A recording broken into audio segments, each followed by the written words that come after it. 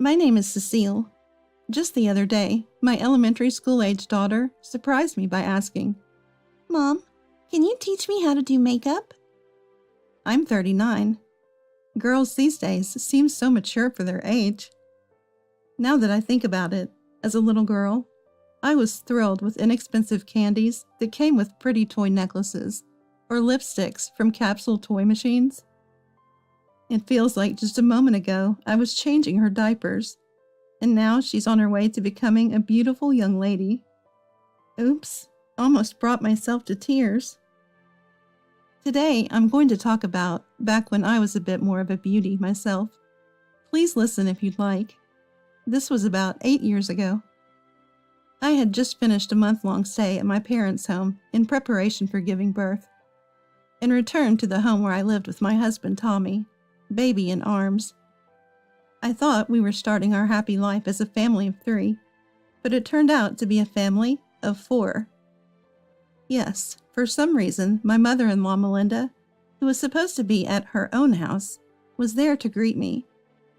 I was told, "I thought my son wouldn't manage on his own, so I moved in to help." Well, maybe a man alone would struggle with daily life? Not being there, I thought, maybe that's just how it is, and thanked Melinda for taking care of my husband. She seemed quite pleased, saying, "I'm honored to have been of help." And as I entered the house, everything was neat and the air was clear. Perhaps it was good she lived with us. But then a problem arose. My overseas brand wedding ring, which I had to remove and store away because it no longer fit during pregnancy, was nowhere to be found. It was supposed to be in the bedroom drawer. Where's the ring? My overseas brand, where did it go? I searched everywhere, only to find something even stranger. My overseas brand bag was missing. The bag I had saved up for and bought with much effort before I was married. Wait a minute. Even the shoes from an overseas brand I splurged on as a birthday gift to myself were missing. Now the ring is one thing, but it's really strange for such large items to disappear. After all, I only use them on special occasions and hardly ever move them from their storage. Feeling something was off, I hurried back to the living room and asked Melinda, "Melinda, did you tidy up the bedroom closet?" "What's the rush? I haven't touched the bedroom," she replied. If Melinda didn't tidy up, then it must have been stolen, right? So have you noticed anything missing? Was there anything unusual while I was away? I asked. However, both my husband and Melinda, avoiding eye contact, denied anything was amiss. "Nothing happened, right, Mom?" "Yes, it was all normal." I told the two, who were speaking so strangely. "My wedding ring, brand name bag, and shoes are missing. My bedroom was burglarized." Melinda, surprised, asked, "Are you sure you looked everywhere?" In my panic, I could only nod at Melinda while frantically calling the police on my mobile phone. "Hello, is this the police? I've been burglarized. The situation and address?" What are you calling the police for?" Melinda shouted at me, clearly upset by the police's questions. Caught off guard by her scolding, I froze, staring blankly. The woman on the phone kept asking, "What's going on?" "Oh, sorry. You needed the situation and address, right?" While feeling Melinda's disgruntled gaze, I relayed the details to the police. In less than 10 minutes, 2 police officers arrived at our home. They wanted to see the room where the theft occurred. However, Melinda kept insisting, "It's a misunderstanding. Please leave." Even if it were a misunderstanding, things were indeed missing. Both supposed to be victims in the house, I went pale at the thought of strangers entering our home. While Melinda was red-faced, angrily saying, "We don't need the police." Even my husband was trying to calm me down, saying, "It's just a ring or 2, it's fine." "Just a ring or 2? That's our treasured ring we bought together. It's irreplaceable," I retorted, while the police officer watched me intently. "All right, ma'am. Could you please show me the room?" Your husband and mother-in-law can stay in the living room. We'll talk to them." With that, the older police officer asked the younger one to handle my husband and Melinda, while guiding me to the bedroom. Melinda was still furiously saying, "Don't just go looking around someone's house." After all, this house, though in my husband's name, is also my home. By that logic, Melinda could have been told the same thing about intruding in someone's house. Of course, Melinda didn't seem to realize that. Confused by their behavior, the older officer asked me, "Have you been living with your mother-in-law all this time?" "No, I went back to my parents' home for childbirth. I just returned today and found out Melinda had been living here while I was gone." Did your husband ever discuss letting his mother stay here with you?" "No, I didn't agree to that." "I see. Before you went to your parents, were the missing items here?" "They were. I don't have proof of the ring and bag, but I have a photo of the shoes. I was thinking of selling them secondhand. See, the save date on the data is exactly a month ago." "Right, so it must have been lost after you went to your parents' house," the police officer said, narrowing his eyes as if piecing something together. "Let's take a look at the room," he suggested. I led the officer to the bedroom and explained again where the missing items had been stored. While complying with the fingerprint collection, the officer asked, "What's that?" He pointed to a handkerchief on the shelf. Unfamiliar to me. It wasn't mine or my husband's. I thought, that shelf is where we keep our favorite photos and paintings, and my husband knows I always keep it tidy. I've never seen his handkerchief placed there. I don't know, I'm sorry, I didn't notice it until you mentioned it. It wasn't there before I went to my parents' house. Missing valuables, yet unfamiliar items appearing? If this isn't creepy, what is? Feeling frightened, the officer asked, "May I check this a bit more?" I answered, "Please do." This has a camera hidden in it." "What?" Surprised, I watched as the officer unfolded the handkerchief on his palm, revealing a small camera tucked inside. For what? Espionage? Let's look around the room a bit more." The officer, calm amidst my confusion, checked other drawers, different from where the missing items were stored. "Ah, found it." He pulled out a cable from a drawer near my husband's side of the bed. The cable fit the small camera he had found earlier. "The mother's behavior is a bit suspicious, but the husband seems fishy too," the officer said with a wry smile. I was unable to grasp the situation and asked, "What do you mean?" "Your husband might have installed this camera. We found a cable for playback," he explained. "What? For what purpose?" "I'd like to check the video. Can I use that computer?" he asked, pointing to my husband's laptop. Confused yet hoping to uncover the truth, I agreed. "Sure, go ahead." The officer connected the camera to the laptop with practiced ease. The laptop seemed to recognize the camera, and a menu opened up. The officer selected some command and chose a random file from a folder. To our shock, the video displayed our bedroom. I went with the officer to the living room where my husband and Melinda were waiting. Melinda immediately complained. "Really now, you're making a fuss and calling the police. We had to undergo questioning. Felt like criminals. It's so upsetting." My husband, too, was in a foul mood. "Making a big deal out of nothing." "Enough. Whose fault is this?" In anger, I slammed my hand on the living room table. I'm still recovering from giving birth, and they made me run around and panic like this. I was seething. "How dare you act so brazenly after what you've done? I know everything now. Look at this." I took the laptop from the officer, opened the screen, and played the video we'd just seen. My husband and Melinda gasped. Huh?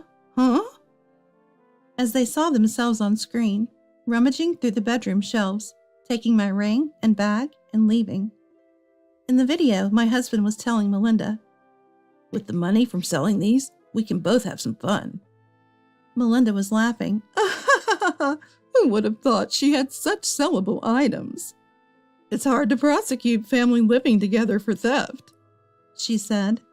Mom, you're amazing. So knowledgeable. So shameless. Even when their misdeeds were pointed out, not only did they not feel guilty, but their conversation suggested they were proud of their cunning. I thought I was targeted because I happened to have brand name items, but who would have guessed the culprits were inside the house? My agitation and anger grew. While my husband looked scared, Melinda still didn't think she did anything wrong. In fact, she kept denying it, despite being clearly seen in the video. Okay, since you insist, let's watch this, I said, playing a different video. Oh, come on. What about your wife? If that's the case, aren't you okay with your husband? On the screen, Melinda was intimately engaged with a much younger man, maybe in his 30s, on a bed. It's okay. I only need you, Rocky. My husband is nothing to me. I'm so happy, but you know my wife has been cutting my allowance again. Again? What an incapable wife. Don't worry, I'll give you some money. Melinda then wrapped her arms around the young man's neck, embracing him. It was as if she was trying to absorb the youthfulness from the younger man. Though I hadn't seen it before, it looked like something straight out of a club scene. Thank you, Melinda. I love you. You're so sweet. Seeing the video of Melinda's alluring voice and actions, even my husband couldn't help but look away. The young officer looked queasy, as if he was about to say, ew. And the older officer quietly scolded him. Hey, stop it. Don't show such nonsense, Melinda yelled, her face turning bright red. My husband, perhaps feeling it was none of his concern, seemed about to laugh at Melinda's losing her usual composure. Really, Tommy? You think it's funny? Huh? Please, watch this too. I played another video. I love Nancy the most. Then another. I've never loved anyone but Anna. Just kidding. How was it? Good? And another. Ashley, stroke my head. Hearing this, the young police officer burst into laughter beyond control. While the older one scolded him again. In the video, Ashley was stroking my husband's head, asking, "How many others are you seeing?" My husband responded like a script. Only you, Ashley. Liar. At this point in the video, there were already 3 women, and including those I just checked, at least 8. Really? I love you, Tommy. So, about that. I know. You mean the bag, right? Don't worry. I make good money. I'll get you a gift. Yay! This pattern repeated with the other women. Apparently, my husband had been leading a life where he gave women gifts in exchange for letting him secretly film their encounters. What a hobby. You might have noticed he's making a huge loss buying brand name items for each video. And the only video showing Melinda's actions was that one. It seems the recording button was accidentally left on, capturing the moment Melinda stole my things and her own actions. Rest assured, it's not some peculiar hobby to watch Melinda's actions. Or maybe not. Melinda and my husband, embarrassed and exposed even to the police, were pale and slumped in defeat. But it wasn't over yet. Just as I thought this, the intercom rang. "They're here," I said. Melinda looked at me with a tired face. Ignoring her gaze, I went to the entrance and welcomed Bruce. Seeing Bruce, Melinda lost her words and screamed, "Ah! Ah!" Seems like you were cheating in your son's house, huh? Cecile told me. No, it's not like that. What do you mean it's not? Cecile, could you play the video? With pleasure. After casting a cold glance at the bewildered Melinda, Bruce burst into loud laughter as he watched her flirtatious video. An old woman like this, seducing a young man for money? Aren't you ashamed? Oh, my stomach hurts from laughing. What? I thought Bruce would be shocked by the video, but his unexpected reaction surprised me. You're just a wallet to him, clearly after your money. Pathetic.